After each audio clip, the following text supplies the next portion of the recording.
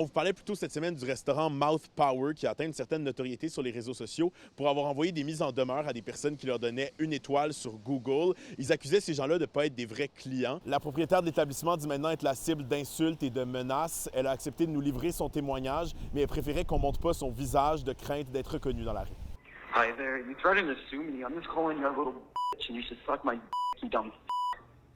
C'est des messages parmi tant d'autres que nous ne cessons de recevoir depuis que cette personne a publié cette mise en demeure qui était destinée à elle.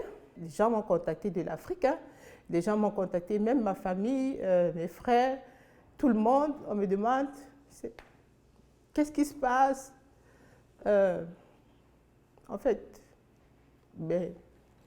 mettez-vous à notre place. Je ne peux pas dormir parce que c'est des appels à gauche, à droite.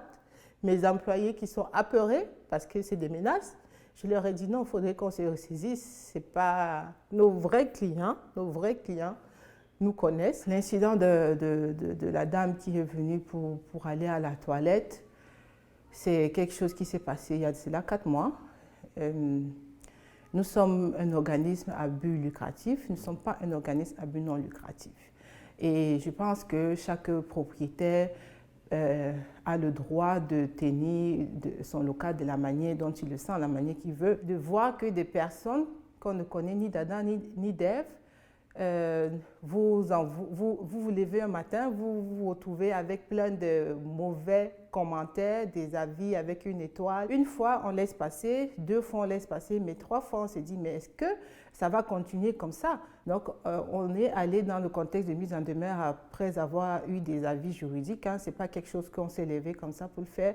On a vraiment pesé le pour et le contre. Qu'est-ce qui les motive de s'unir pour venir tenir l'image du commerce de quelqu'un qui est toute une vie sans le connaître, sans connaître cette personne, on se pose bien la question, qu'est-ce qui les anime? Que ces gens essayent de se mettre à notre place. C'est tout ce que je peux dire. Et qu'ils sachent que ces commentaires peuvent vraiment affecter, ça peut affecter non seulement l'image du commerce, mais aussi les personnes qui sont en arrière. La propriétaire espère maintenant que la poussière va retomber et qu'elle va pouvoir tourner la page sur cette histoire. À Longueuil, Julien Boutier pour Nouveau Info.